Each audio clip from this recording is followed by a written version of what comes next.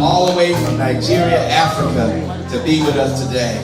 God has put a special message in his heart just for you, just for this church. If you're here by divine appointment. God wants you to be here. He knew you was coming, and he wants to speak a word into your life through his servant. Let's everyone stand as we welcome Bishop Emmanuel Samfan. Let's give him a hand. All the way from Nigeria, Africa. Hallelujah. We've been so blessed by him these last few weeks. Praise God. Amen. Hallelujah. Eternal Father, we thank you today.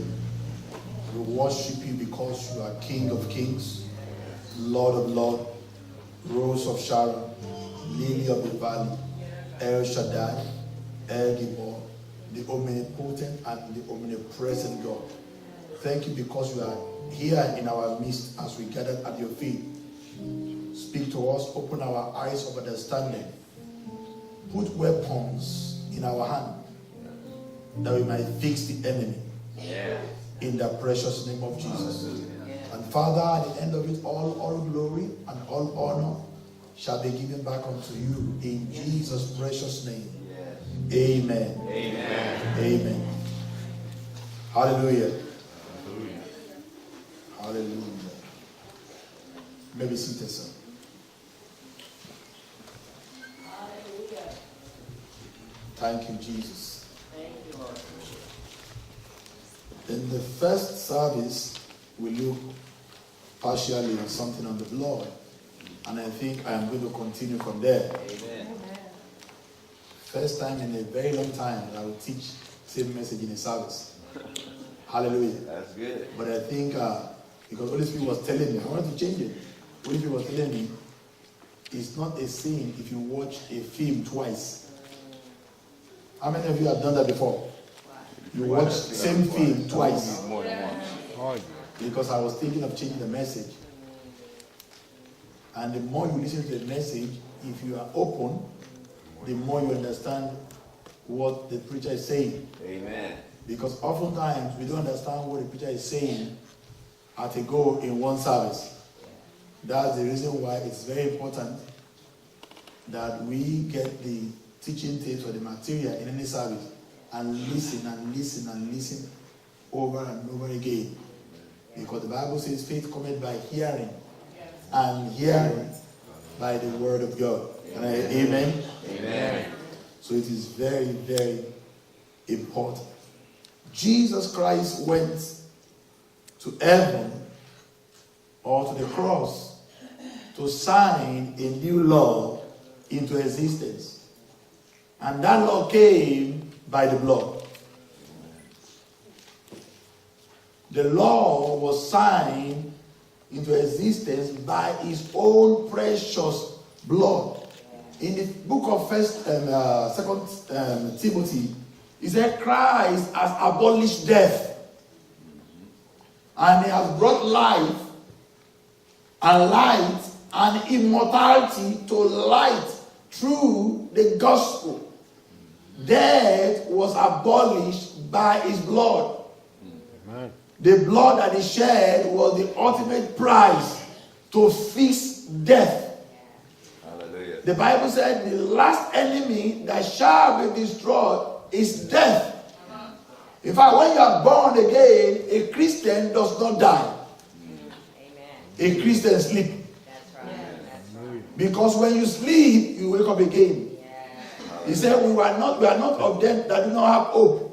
We know that the dead in Christ shall rise. Yes. Amen. So Christian does not die. Maybe that's a free message for somebody this morning. Christian does not die, but a believer sleep. That's right. So he abolished death via the instrument of his blood. Like I said in the first service, the blood of Jesus, or the blood per se in the scripture, is heaven's last card to fix the devil.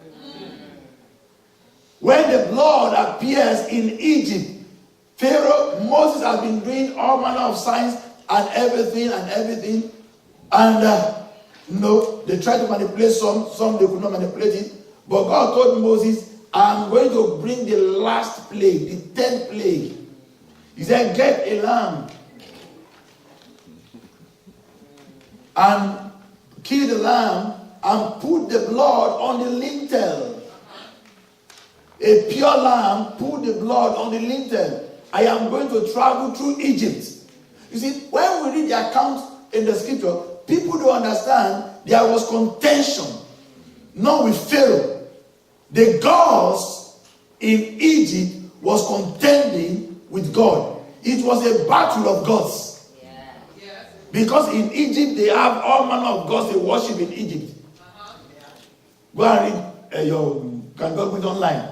They have various kind of gods. So it was a battle of gods between God of Moses and the God that the Egyptians served. In fact, Pharaoh is being seen as a god in Egypt. But when the thing happened, God said, I have done 19 signs in Egypt, but Moses gave me one opportunity. I will bring forth the 10th sign. Get a lamb and put it on the lintel. The devil can do anything and escape. No devil can cross the bloodline. Amen. No demon can cross the bloodline. Go and try it. Because they overcame the devil by the blood of the lamb and by the word of your testimony. Many of you are trying to read Bible by your intellect. You cannot get revelation with Bible. Amen. Because in the book of Revelation, he said, I wept much. Nobody was able to open the book. The book was sealed. But when the lamb appeared, or the blood appeared, he said he opened the book. And they could understand what's in the book. So anytime you want to read your scripture, plead the blood of Jesus. Amen.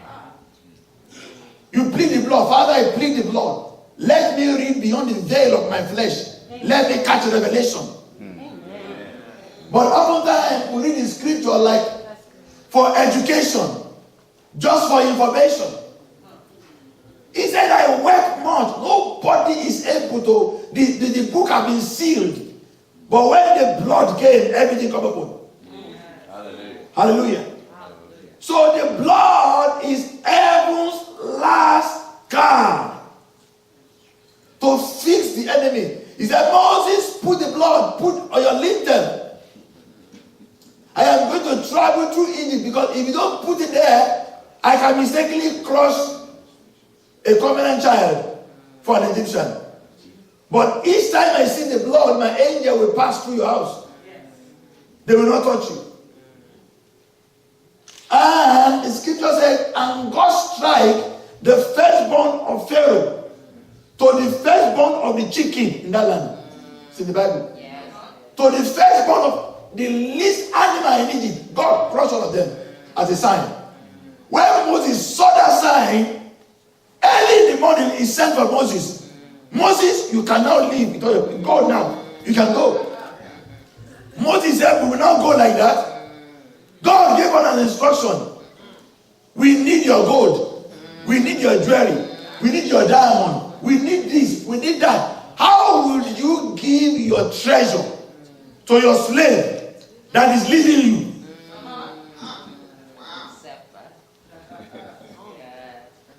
God blocked their thinking. They could not think straight. Pharaoh said, Moses, is that what you need? Take. Everybody began to give. They give them everything. I was talking to somebody this morning. When you give God anything, don't think you are doing God a favor. Amen. You are not doing God a favor. When you came here naked. I'm being proud for nothing.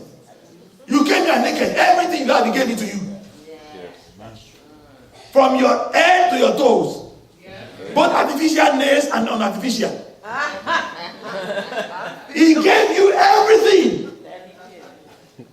It is not for God so need the church. It is for God so love the world. God does not need you. He just loves you. Yes. He does not need you. Everything in the scripture is written for our benefit, not for God's benefit.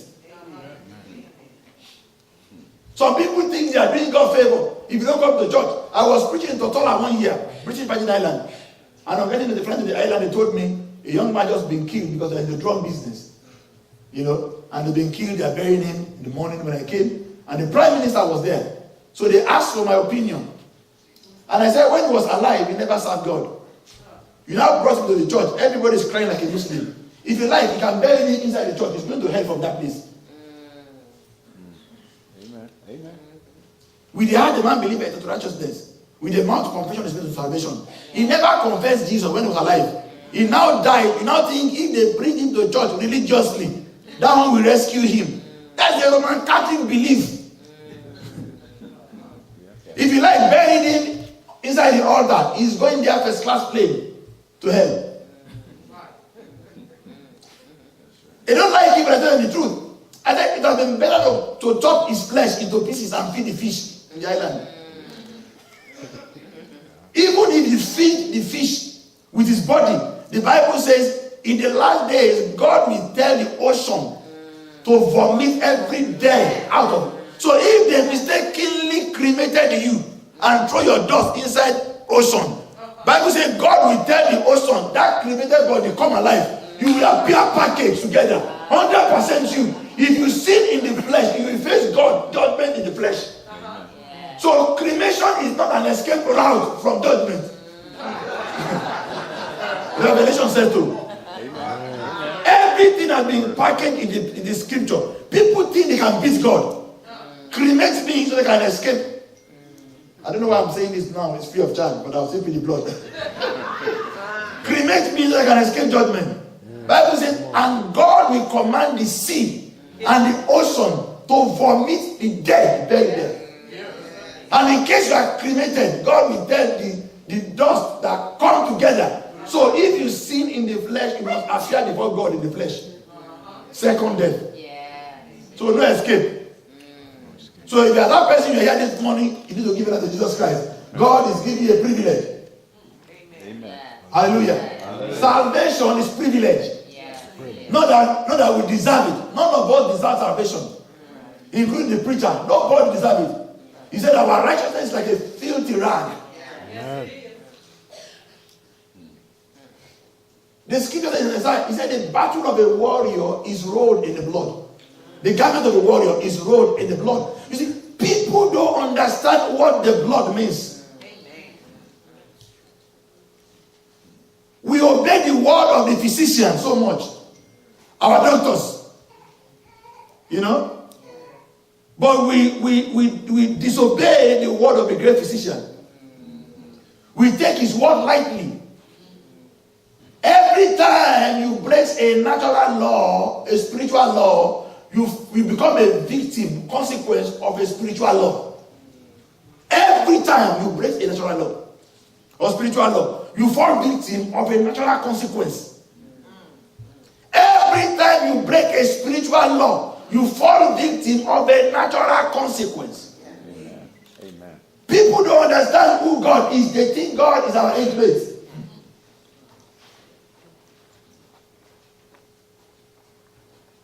Some people say they don't want to pay tithe. You don't need, you see, people think they don't know who God is.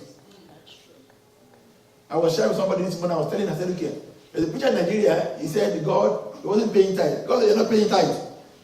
He said, yes, God, I'm not paying tithe. Because they're owing me money. He said, okay, God, I'll be paying tithe now. It's documented. And the man began to pay more than 10%.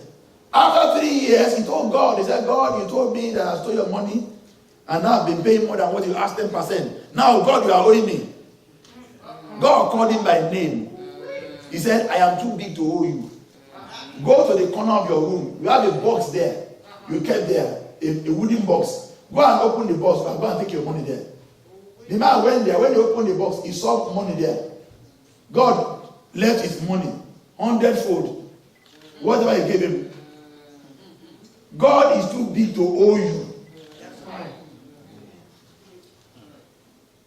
The gold, the diamond, the thousands of cattle in the hills belong to him. He owns everything. Do you know for God to make you the richest man in the world, it's very easy? How many believe that? If you believe it, raise up your hand. You see, we have too many unbelievers now this morning. If you believe, raise up your hand. Because you don't believe. You know you can just wake up in the morning on your way to work, on your way to your office, and you will eat your feet or food against a stone, something. And when you bend down, you take the thing, it's a diamond. And the value of the diamond will be more worthy than what anybody has in the bank. That's right. People don't understand who God is. He is God. He can do anything he wants to do. Amen. You don't need to play game with God. I don't know why I'm saying this now. Maybe it's a Holy Spirit just want to say it. If you are here, you don't pay tithe. Go and tithe. Tithe that you don't tithe your destiny. So the blood is heaven's last card to fix the enemy. Hallelujah. Hallelujah. Is heaven's last card. In the book of 2 Corinthians chapter 11, the one the pastor read this morning, Paul was giving an account. 2 Corinthians or 1 Corinthians? 1 Corinthians, right? Yeah. 11? I think 11. Verse 23. He said, for I have received of the Lord that which also was delivered unto you, that the Lord Jesus, the same night in which he was betrayed, took bread. Paul was not there when Jesus took bread. The Holy Spirit revealed all these things to him. Yes. Because Paul was a light bearer in the generation. He said, Jesus Christ took bread. And when he had given thanks, he broke it and said, take it. This is my body, which was broken for you. This do in remembrance of me. After he said, man, and the Bible said he took cup. And when he had supped, saying, this is the cup of the New Testament in my blood. Paul was not there when the apostles were writing their own documentation. Am I correct? Yeah. He wasn't there. They are not saying the same place. But he was writing accurately. Amen. At the same time, like Luke, like Matthew, like Mark. That is God. He said, yea. He said, do ye as often as ye drink it in remembrance of me. That 2,000 years ago, I fixed the devil by my blood. Yes. As often as you do this, you are putting my remembrance of how I dealt with the enemy on the cross. That 2,000 years ago, every time you come before the Lord's table, is a victory table. Every time you come before the Lord's table, your faith must be expectant that 2,000 years ago, Jesus paid the price by the blood to fix the enemy. Had they known, they wouldn't have crucified the Lord of glory. Amen. If the devil knew that yourself and myself will come to the knowledge of the truth and we become Holy Ghost terror to him, he will allow Jesus to live. As often as you do this, you put me in remembrance how I faced the enemy. Now 2,000 years ago, I broke the back of the devil. As often as you do this, not as casually, as often as you do this. And that was the reason why in the book of the Acts of the Apostle, it was documented there in verse 42 and verse 46 that they break bread from house to house. Yes. Yes. That was the reason why people in any church, they were very strong people, health-wise. They break bread from house to house, not from church to church. Not like bishop or pastor. They have house sale. Each time they gather, they break communion. So they break communion, they become unbreakable for the devil. Yes. Yes. As often as you do this. But the problem is that we often come to the Lord's table with a religious mindset. I went to Catholic school. When we are young, we go to Catholic school, and one priest, we stand with a big cup. They clean the mouth of the cup. You put your mouth there. No sanitizer then. Just put your mouth. And everybody drink from the cup. They call it sacrament. Everybody just go there, just do their holy.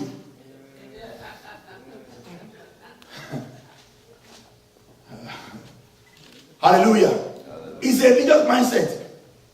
I was eating sacrament, yet the enemy was attacking me with epilepsy. That's not correct. You can't be eating the blood of Jesus and be drinking his blood and be eating his flesh, and you are sickly. If we eat it with understanding, as often as you do this, Jesus said, a New Testament have I brought through my blood.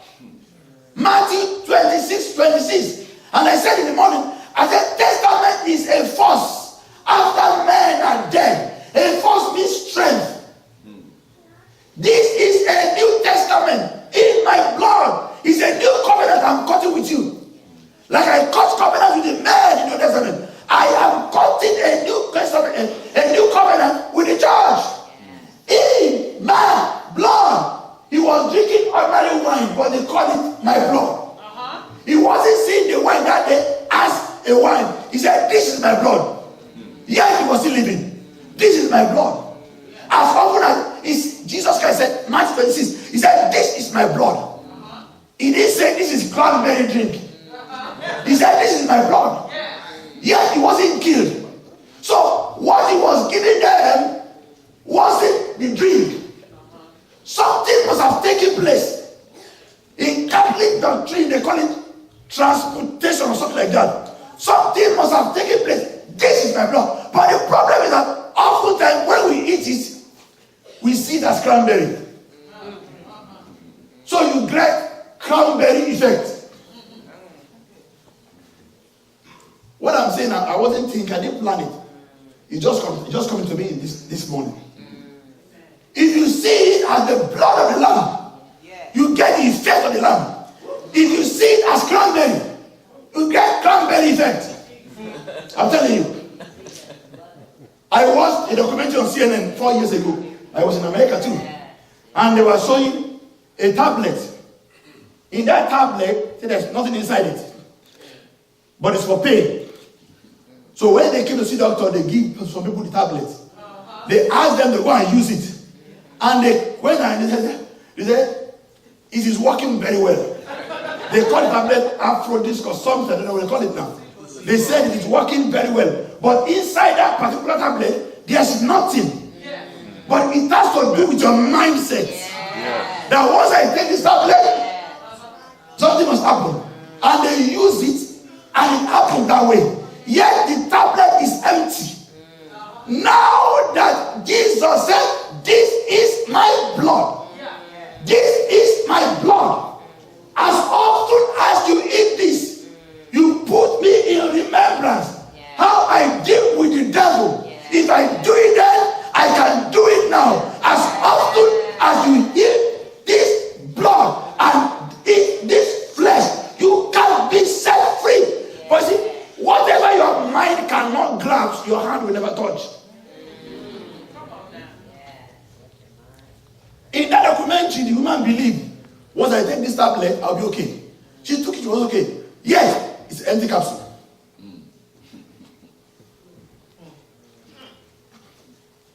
So your mind is very potent in everything you do. Yes. Your mind determines where you are today and tomorrow. Paul said, as often as you do this, you eat it for the remembrance of me. He even says, for as often as you eat this bread and drink this cup, ye do show the lost death till it come. You show his death till it come. There's a song, I know you are so anointed, you know when you sing some song. You've been singing for a long time, I know. There's a song written by this man. Go ahead, drive a nail in my hand. You know it? Yes. Go ahead, drive a nail in my hand. You know the song? Because I will rise again. That hate has no power to hold me down. That death cannot keep me in the ground. He said, go ahead. People preached that Jesus was hung on the cross. That is the lamb of the devil. No nail can hold him. He deliberately hung himself there for the sin of the world. He can walk up the nail if he wants to choose to. You know that? He can walk up the nail. No nail can help him there. He decided to stay there to pay the price once and for all. It wasn't the nail, it was a choice. Choice kept him on the cross. Hallelujah. I was preaching, somebody said, Jesus was the fourth man inside the fire. I said, no. Read the Bible very well. He wasn't the fourth man in the fire. In the time of Daniel, they threw Daniel in the fire to be destroyed. Hebrew boys. And somebody said, I hear people preach, the fourth man in the fire. I said, no. Jesus is not the fourth man in the fire. He was the first man. He came there before all of them came. He was a coolant. He cooled the fire before they came in.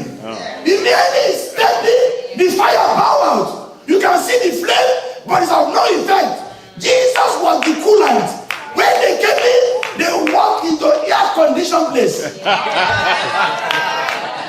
I am telling you. Holy Spirit showed me. They walk into an air condition. The flame is there, but also of no effect. He said, when you walk through fire, it will not hurt you. If God is with you, you can walk through fire and it will not hurt you. Because the real fire is inside God. You don't understand what I'm saying? The real fire dwells in him. The real fire is in him. So, Daniel in the Hebrew boys, they walk into a cold room. Cold room. You can laugh if you like laughing. They walk into a cold room. Jesus got there ahead of them. The first man in the fire. Is another one man there. The ram, the mountain saw him and skipped like ram. Haven't you read in the book of Exodus? What ailed thee, O mountain? They said, at the presence of the God of Israel. It wasn't Moses that was leading them after the blood finished them. It was God. Hello. God was invisible in front. Moses was following his shadow. And when the sea saw him, they fled. When the mountain saw him, they skipped. Because when the King of Kings, the creator of all things, manifests anywhere, everything created must bow. And now the creator said, this is a new covenant in the Lord. Because in Old Testament, we are permitted to fall sick. But in the New Testament, we are not permitted to fall sick. We are sent to go and heal the world. You shall lay your hand on the sick, and the sick shall recover. Then if you are sent to go and heal the world, then you are not meant to seek. Am I correct? Say it again. We are sent to heal the world. He said we shall lay our hand on the sick, and the sick shall recover. If it is true that we are meant to heal the world, then we are not permitted to be sickly. Under this covenant. He said, a new covenant have I given unto you. In Old Testament, they can fall sick. But now that God has come to dwell in you, to tabernacle in you, you are the temple of the Holy Spirit. You are the carrier of his majestic personality. You are not permitted to fall sick. He said, in case you fall sick, you should call the elders of the church. Let them anoint him with oil in the name of the Lord. And the prayer of faith shall heal the sick. You shall lay your hand on the sick. He said, you shall raise the dead. It was not an advice, it was an instruction. Yes. Jesus said, we shall raise the dead. You shall. Behold, I give unto you power. Behold, Behold. I used to be amazed when some people, they walk very holy. They want to be like Jesus. And they walk very, maybe you have them here in America, you have them back home. God bless you. Praise God. Amen. Hallelujah. Amen. They just want to pretend what they are not. Hello. Because you are born again doesn't mean you become a jellyfish. Hallelujah. Everybody just change. Jesus was a lamb. How many believe? Yeah. If you believe, lift up your hand. Was a lamb, right? Yeah. But when you got born again, you never got born again according to the lamb anointing. You got born again after the order of the Lion of Judah. Yes. You got born again after the lion, not after the lamb. The lamb came to save the world. But when that ceremony finished, he transformed into a lion. So everybody that's born again must walk with the lionic anointing. And lion is the king of the jungle. When lion comes to the jungle, all other animals disappears. Hello. Somebody said you need a lion heart to take a lion share. In your office, don't let me cause trouble here. Nobody should be able to, you see, nobody should be able to push you up and down. If you know your words, you don't need to fight anybody. You can nail them on your prayer, with prayer. You nail them with speaking the word of God. I will teach you, pray on their seat. The seat become uncomfortable. I'm going too far. Hallelujah! Hallelujah. Hallelujah! Hallelujah. Hallelujah! Hallelujah! You don't know who you are. That's the problem. We don't know who we are. That's the problem. We don't know who we are. We don't know our worth. We don't know our position. If we truly know our worth, what is happening to a natural man must not happen to you. I and the children that the Lord of hosts has given unto me, they are for signs. And they are for wonders. Why do you think God said, no weapon formed against you shall prosper? The word formed means no weapon that is shot against you. Not that it's not shot against you. It is shot. But because you have put on the whole armor of God, having done all to stand, when they shot the weapon, it was hitting the armor. So it was of no effect. No weapon formed against you. It can prosper. And the people that shot the weapon, they began to be amazed. We shot this man, but he's not dead. We did it because you put on the whole armor of God. And each time you put on the armor, the devil does not know who's under the armor. Whether it's a woman or a man, whether a boy or a girl, he just begins to speak the word of God under the armor. Because you are covered under the armor. But because we don't know our words, so the enemy is dealing with us like a poultry bird. Poultry chicken. Hello. Amen. But I believe this week will mark that end in your life in the name of Jesus. Can I hear amen? Amen. It will mark an end of satanic affliction. Only if you can see what I'm saying from this light. If you can see it, you can have it. If you can see it, Elijah told Elisha, he said, you want my double portion. If you can see me, when I'm about to be taken away, it shall be given unto you. The religious people came and said, your boss is going to be taken away. He said, no. They went on that place, they told him, he said, no. They are distractors. They want to distract him from being focused. When you come to church, stop looking at everybody. Focus on Jesus. When you see Jesus, a change must take place in your life. He said they looked unto him and they were not ashamed and their faces were enlightened.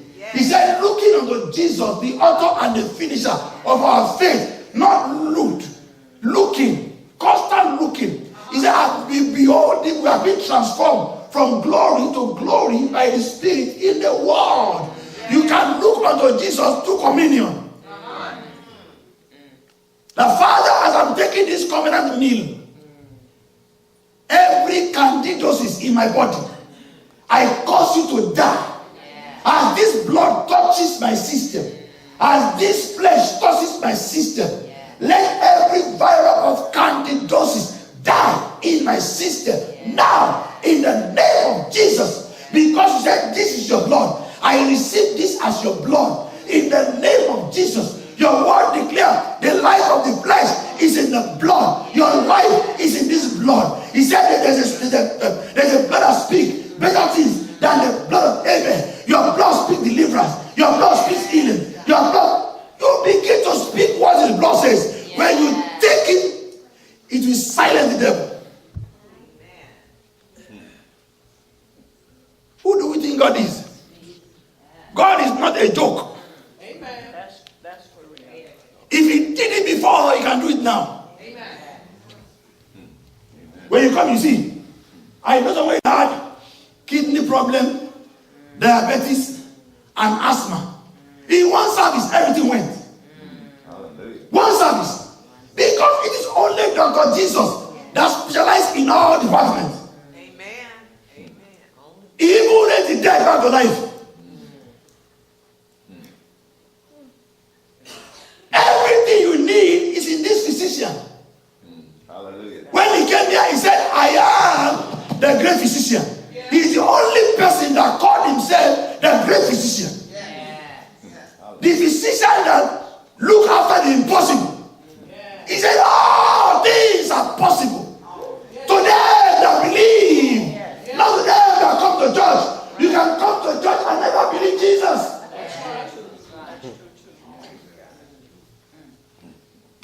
He's a specialist in the impossible cases. Hallelujah. Thank you, Jesus. One of my members had cancer and he lives in America here. But we are doing feet washing service in Nigeria. And my bishop said, whenever you are watching me, get a bowl and put your feet inside the water and wash it. As he was washing his feet in that state in America here, the water was turning to brownish color. Brownish color. Brownish color. And he went the following day to do a test. And they said that cancer of the leukemia disappeared. Holy Ghost osmosis is called. Holy Ghost osmosis. Holy Ghost osmosis. What? It's a mystery. Jesus said, if I wash not your feet, you do not have a part in me. You don't understand? I know where you do it in America here. If I wash not your feet, you do not have any part in me. Peter said no. He said no, not just my feet. Wash my head. Wash everywhere.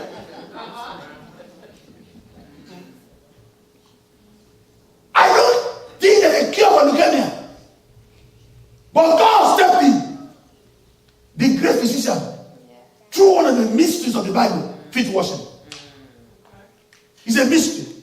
Paul said when you read, you will understand my revelation about the mystery of Christ, which was hidden in all ages, but now it has been revealed. So the secret things belong to God. The word that is revealed belongs to us and to our children. Until the secret is revealed unto you, you don't become a child of God. Hallelujah. Hallelujah. So as often as you do this in remembrance of me. And I said in the morning that the blood of Jesus is number one stronghold. We read Zechariah 12:11. Come ye into the stronghold, all you prisoners of hope. Come into the stronghold. Stronghold is a fortified place. In olden days, where you run to, where the enemy cannot catch you. Why do you think David understand when he was writing, he that dwelleth in the secret place of the Most High shall abide under the shadow of the Almighty. He said there are arrows and pestilence that walketh in the noonday, and the arrow that flieth in darkness. He said, but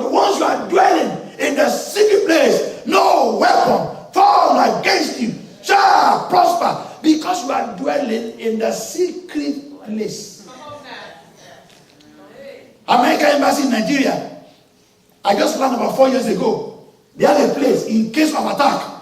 Once they go to that place, they press a password. They say it's only for the American staff. Once they press the password, that place can contain them from any attack. They say it's for only American staff. In case of a bomb attack or anything, they press that place, they go to that place, they say they are secure from any bomb or anything.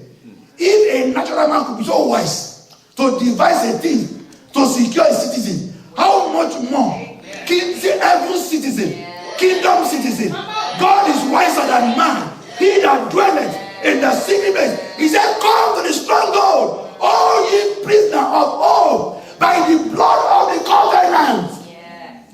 The blood is your secret place. Thank you, Jesus. Never step out of your house without speaking the blood over yourself. Not even in this present America. They shoot everybody anywhere.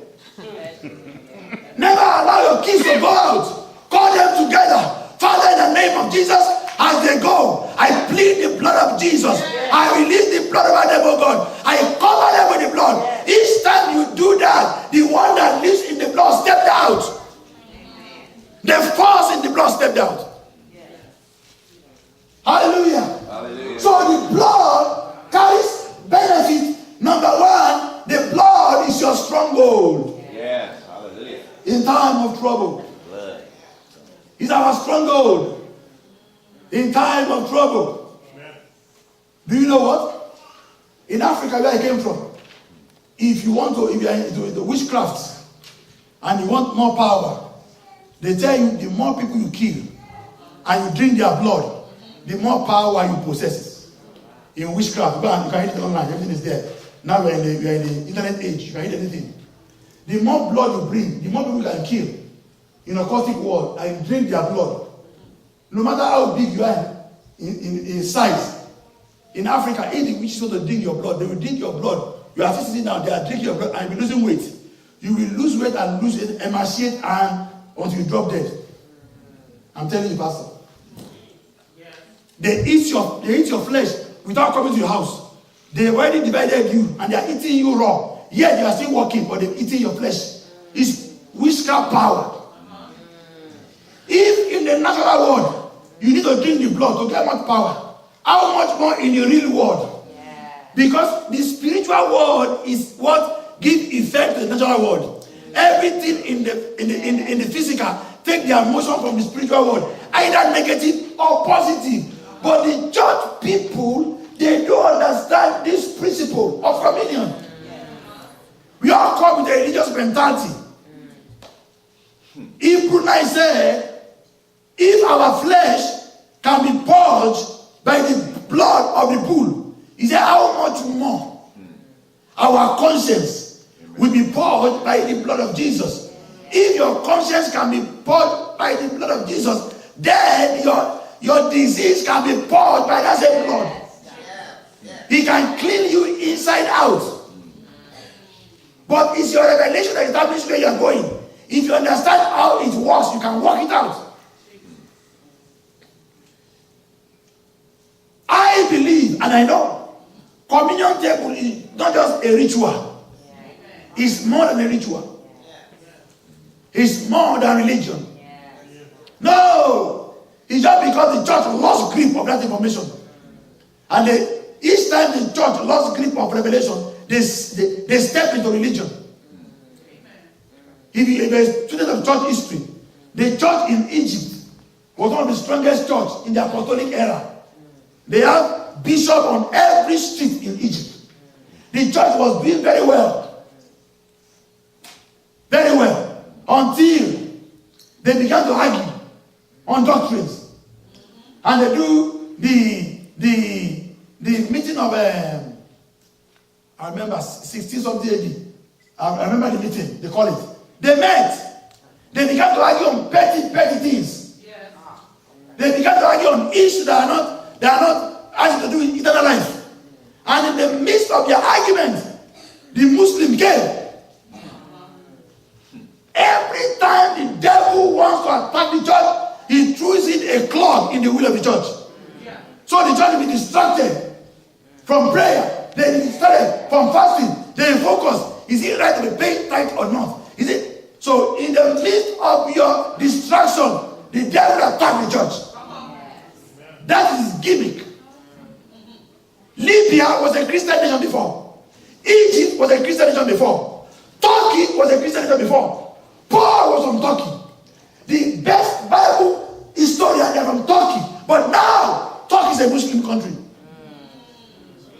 The Ephesian church was in Turkey up to today. The greatest church in apostolic age. Because the devil took the church from the reality into doctrine. Be careful of doctrine. Somebody will ask him, we are taught, why should we be taking communion in our houses? Why do you eat in your houses? You need food to get strength. So you need communion too to get spiritual strength. That's right. That lady called me before she left this morning. That had a sick epilepsy or something. She said she slept and she saw a demon. Want to attack her. Epilepsy is a demon. No matter the scientific information they give. It's a demon. Yes, it is. I told her, yes, you are correct, it's a demon. So you need to take communion, and before you sleep, you speak spiritual words to the atmosphere. When the demon comes around, he could not access you, he leaves.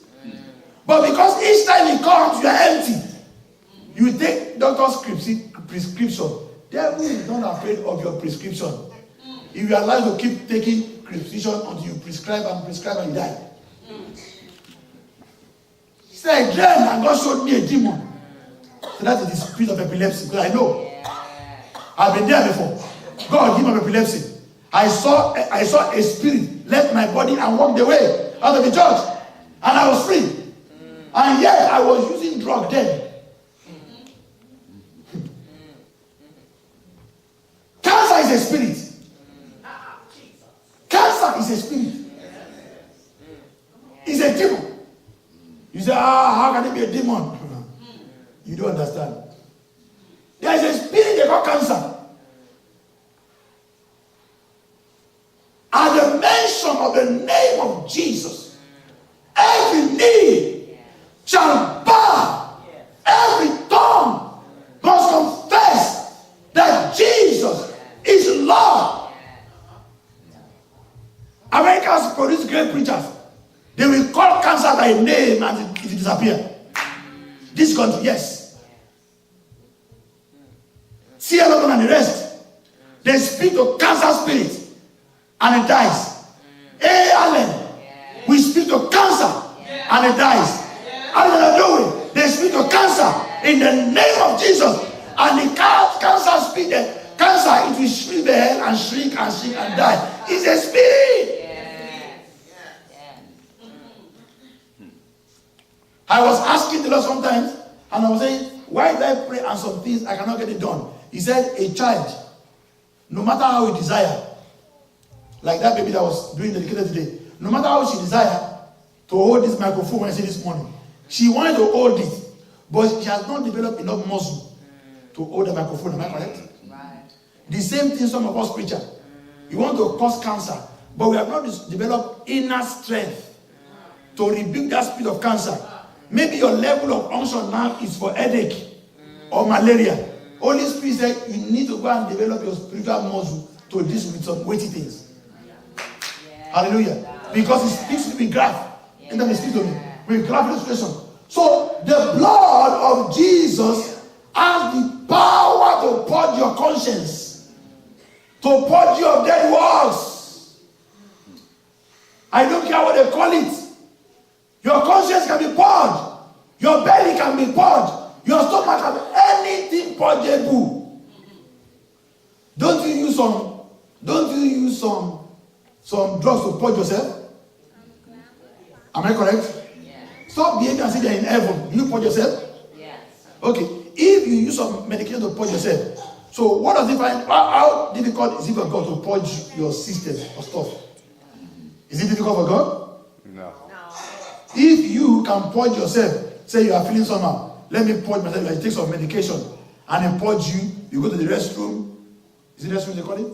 Restroom, bathroom, or the on restroom. Anywhere you go there, you ease yourself. you came out, and you feel better.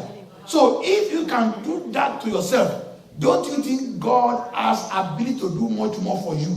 To purge you of things that can destroy you? Do you think that way? He can! He can purge you of anything! He will purge it. But the responsibility is on you. God does not do it alone. It is fake Christianity that blame God. Everybody that keep blaming God, they remain lame in life. Stop blaming God. Take action.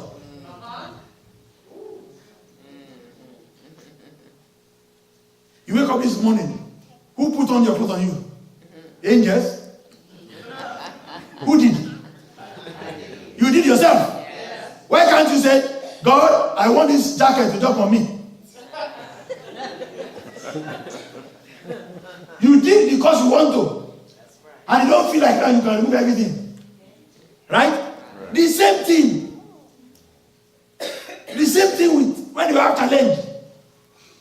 You take responsibility. God, your word said if I take the communion, my system can be purged. In the name of Jesus, based on the revelation of your word, as I take this flesh, as I take this drink, let everything that's poison in my system be flushed out in Jesus' name. They came to Elisha and they said, oh, alas, there is death in the pot. There is death. They serve them the food. Then, how do they know there is death in the pot? Or poison in the pot? They were having stomach problem. The other day they were saying, master, what happened? Is the pot that you ate? What we ate is affecting us. That is poison. He said, don't worry, go and get what? He said, go and get bread. Meal. Go and get a meal. Throw the meal into the bigger pot and stir it. As you stir it, serve them again. The same food that was poisonous. And they'll be alright. And they ate it. And they're okay. Every time you take this bread and drop it, your stomach is the pot. Where the poison is. Once you throw it there, you begin to declare God's word. God's word works. It works. It works. One of my greatest teachers is Kenneth Hagin from Tulsa. I've never met him before. I just love reading his book. Kenneth Hagin said God showed him a lot of things that he could not even teach in America in his days. They will think he has gone crazy. He said because he knows how America is. The same thing about here in Kenyon. Go and read his page. They said Kenyon came to the world ahead of his time. He was the first man that taught the church the greatest revelation of the name of Jesus. Hagin took from him. Osborne took from him. Everybody, they were his students. He taught the church on the superiority name of Jesus. In his days, they said he's teaching metaphysics because people could not understand him. Every member of his church in his state here in America, for 20 years, nobody had a single headache. He's documented. Go and read about him on the internet. Emmanuel E. Kenyon. Kenyon. 18 something to 1940. He was teaching them life. He took a dead fish. He said, let me tell you the revelation in the name of Jesus. In the name of Jesus, I command you to come back to life. And the dead fish began to work the table. Everybody said he's teaching metaphysics because they could not understand the revelation the man is operating for. Hello? He Kenyon is an American like you. He was a terror to the devil. I was told, that when Kenyon died, and they lay him somewhere, and people come to view, and after they lay him there, and people said, he can't die. He's superior to death. They said, Kenyon opened his eyes. They said, I cannot die, I've told you. And he shot his eye back. Yes. He's not from Nigeria. He's not from Nigeria that I'm trying to celebrate him. He's from here. But if you read his book, you go crazy. There are many of his books have never finished in 20 years. New creation reality. He taught the church. But he was teaching from his book for almost 5 years. What happened from the cross to the throne? Wow. The father and his 3 children. The wonderful name of Jesus. 2 kinds of faith. 2 kinds of knowledge. The man is an embodiment of life. Go and read his book on the blood. It's the best. He was the first person that caught tumble on the blood for the entire world. Kenyon. He was a charismatic phenomenon. So everybody called him a mystic. Because they cannot understand what he was teaching. Number 4.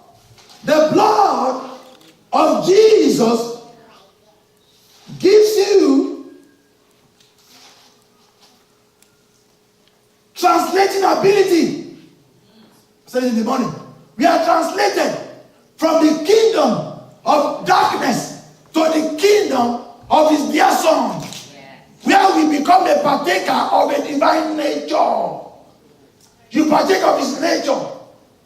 A translation takes 2 forces from one kingdom to another.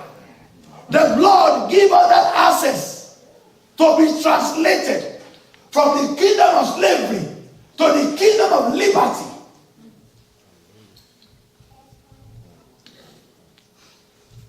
Whosoever is above all. I am above. You don't need to be sick to be saying, I cannot be sick. Hello? Amen. The problem with church people is that it's only when they are sick they will say, by the stripe, I am healed. By the stripe. By then, you don't have enough energy That's right. within to do anything. You are weak. Your flesh is battered, beaten. You say those, nobody get to war front and begin to cry. God helps you if you are fighting Muslim and you're from the US. They will finish you. How can they give you a gun to go and kill your enemy? And you get there with the gun and say, ah, ah, ah. Hello? No coward goes to war front and come back. You don't need to be sick to be saved by the stripe. I am healed. It's what you do daily and consciously. When you're in the shower, you speak to yourself. He says, speaking to thyself in psalms, in hymns, in spiritual song, making melody in your heart unto the Lord. You speak to yourself. Not when you are sick. When you are okay, you speak to yourself. Father, in the name of Jesus, every tissue, every fiber, you're in the shower, every cell, every organ, everything within me, function properly. In the name of Jesus, I plead the blood over my kidney. I plead the blood over my liver. I plead the blood over my tendon. I plead the blood over my eyes. You don't need to be sick. Amen. But at one time when you are sick, by the stripe, I am healed. By the stripe, it just says it's mental ascension of the scripture, not from the spirit man. Hallelujah. Hallelujah. Hallelujah. Hallelujah. So real Christianity is practicality. Do you know people in the occultic world, they speak the word of occultism and the church people speak the scripture? Go and ask me that meditate. Go and ask somebody to yoga or an Eastern religion. They are deep rooted in what they do. And they say it more than a Christian. We have the weapon, but we don't use it. Jesus is the rock of offense, not rock of defense. I said last week. He said he's a rock of offense, not of defense. You are always on the offensive. Hello? Hello. Always on the offensive. You speak to yourself. You take your children's picture. You lay on them. There's no distance in the realm of the spirit. Wherever she is, I declare God's word. I cover with the blood of Jesus. I release his angel over you to keep you. You speak. There is no distance in the realm of the supernatural. Wake up. Plead the blood over them. Take their pictures. Speak the word. Word does not die. Word lives forever. Either positive or negative. Speak the word. That's right. So translates you, God's word keeps you in glory. King said in First Corinthians 6:20 that you glorify God in your mortal body. Your body is meant to glorify God. When you are sick, how many of you today, now when you are sick, you can say, and they put drips on your body and they put something in your mouth. You can't even remember God. He said, glorify God in your mortal body. The only way to glorify God is when you are okay. To be okay, you need to act upon the word. Stay in the word. Buried in the word. Paul told them in the book of Acts, he said, so mightily grew the word of God in Ephesus, and it prevails. Speak it in your bathroom. Speak it in your restroom. Speak it in your car. Speak it to your children. Speak it always. The more you speak it, the more you get it. Don't bother. Whether you see it or not, the word was. Yes, it does. The word was. If you don't take action, God can be helpless. Moses, if I close, once across the Red Sea, God, we are stuck. What will I do? Can't you see God's response? He said, Moses, don't ask me a stupid question. Straight down. Now the rod is in your mouth. Stop complaining. Amen. The rod of God is in your mouth, according to scripture, Isaiah. He said, through the rod of his mouth, he shall slay the enemy. The rod of God is in your mouth. Bring out the rod from your heart. If you store it there, it's like a bomb. Bring it out from the armory. Use it against the devil. Amen. But the problem is that if you don't store anything in the armory, you don't have any weapon to fight. That is the reason why most of us became a victim of pastors praying for you every time. It's not a sin for someone to pray for you, but we are not a charismatic monument. Pray for me today, pray for me tomorrow, pray for me. You are a child of God too. You don't be praying for you always. You be praying for somebody. But because you have made yourself so cheap, some pastors, they drain you. They lie to you. They take your money. And you say, no, this thing is not working. Who told you? It's working, sir. God's word was. God's word cannot fail.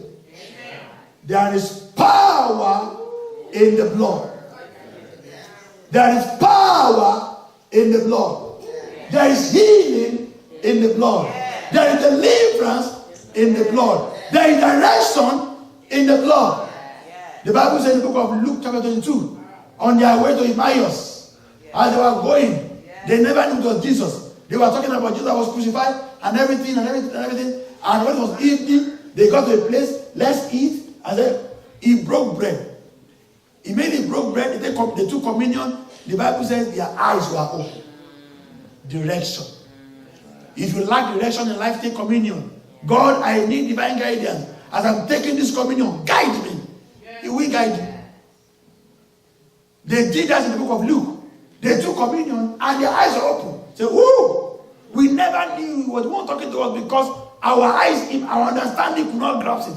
And the Bible says Jesus Christ disappeared. And he left them. Direction is in the blood. Yes. Everything that you ever want is inside the blood. It's inside the communion.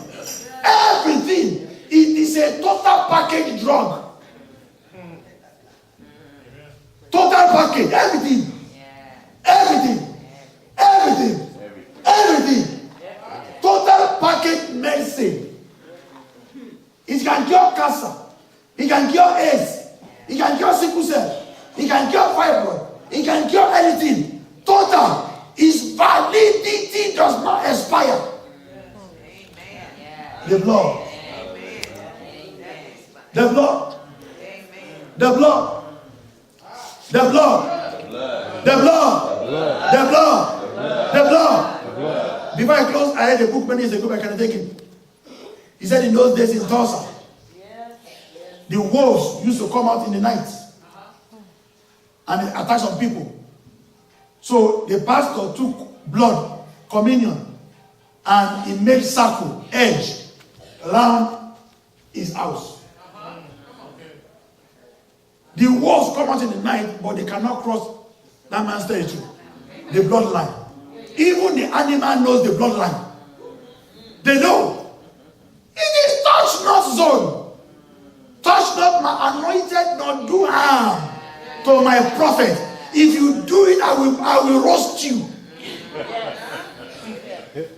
Yes.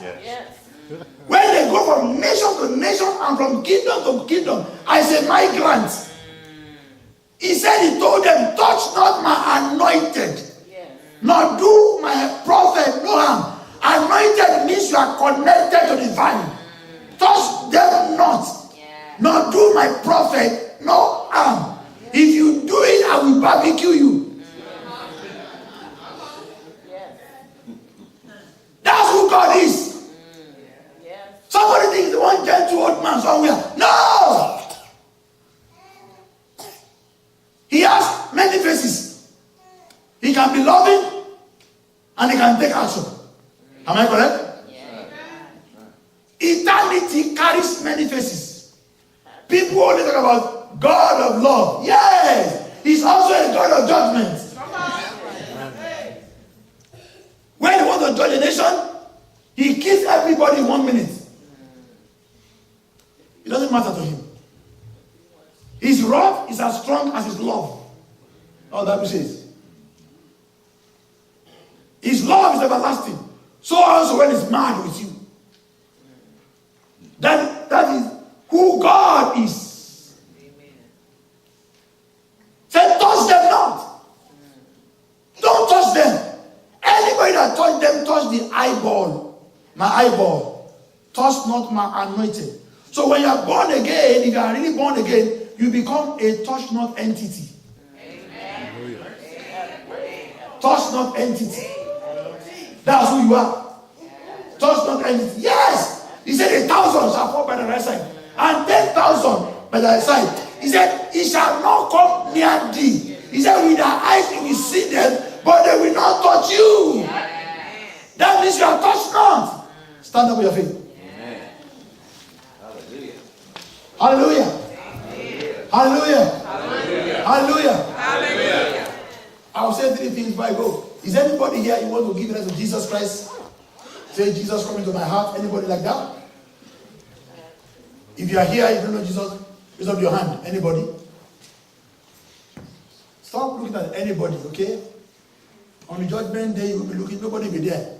Your husband will stand on his own, will stand by your own. He won't say, I am Mr. and Mrs. Pastor and Pastoress Salisbury. No. Everybody for yourself, God for all. Amen. Is anybody here this morning? You want to invite Jesus into your heart? Anybody? Hallelujah. Number 2. In the morning, I said something that God laid in my heart. And I said, how many of us are not here in the first service? How many were in the first service? How many were not in the first service? You just came for the second service. Shoot up your hand. Praise God. I said, God laid it in my heart last week. I didn't do it, and He kept coming to me. And I said, this morning, you are going to write 2 very important things about yourself. You want God to do for you. 2. If you write 3, you are disqualified, you know. When God speaks, just obey. 2 things you want God to do. You write it on a sheet of paper, and I'm going to take it away back home. We have a prayer altar during our convention where my bishop steps in. He handles all the prayer by himself. He prays on the prayer from all over the world in a big ark. They build like a boat, big one. God told him to do that, and then we step into it. He anoints every letter with oil, and he begins to speak forth to all these letters for the manifestation of whatever you wrote there. Okay? If you are looking for husband, don't write husbands, because you might have about 4 men pursuing you. Amen. So just write 2 things. that you want God to do for you. Hallelujah. And number 2, the Holy Spirit said, sorry, you can see that. Have a seat in a few minutes. You can have your seat. Sorry, thank you. Thank you. A friend of mine came to New York to preach. He's an African preacher, very raw. He said, sit down! They stood. I said, sit down! He said, Pastor, you don't talk like that in America. So the Holy Spirit told me that if you sow a sacrificial offering, hello? Sacrificial offering.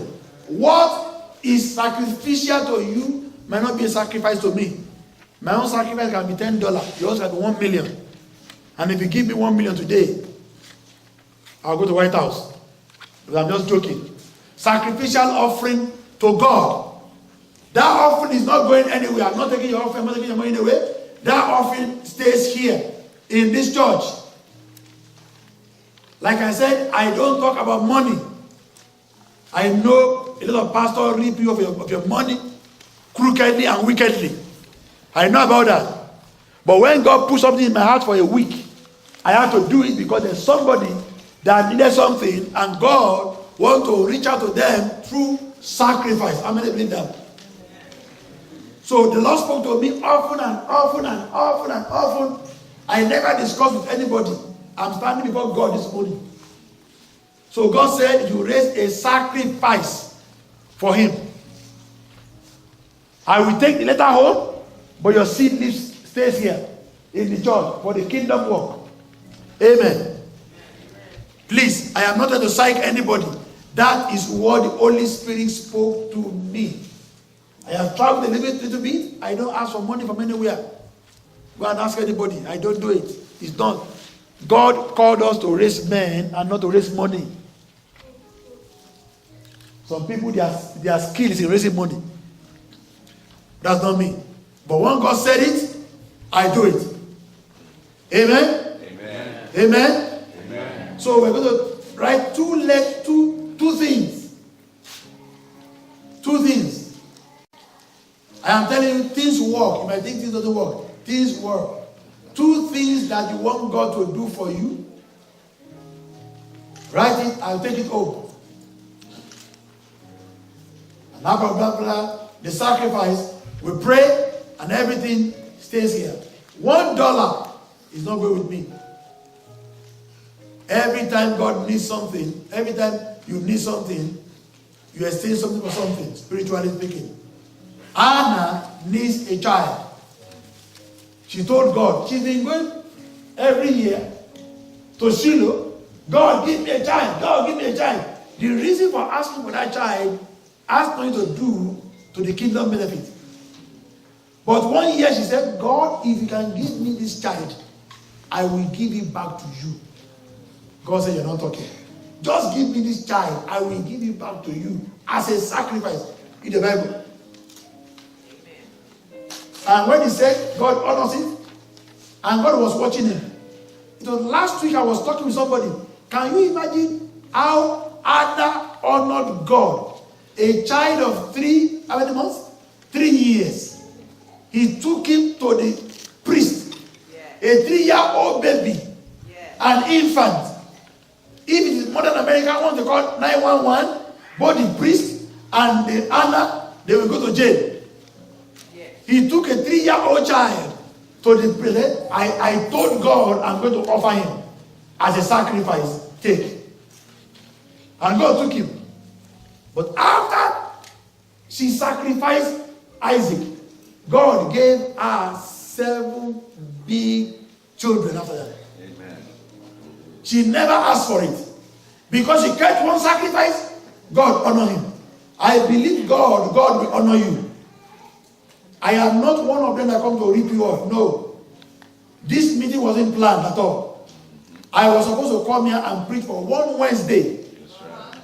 One Wednesday. And I preached here, I think 5 times now, something. 4 times. One service. So God is a God of agenda. God is a God of agenda. God knows I will be here. And And God knows you need something He has put in my spirit man for years to steer you up into your next level. In Jesus' name. Amen. Pastor.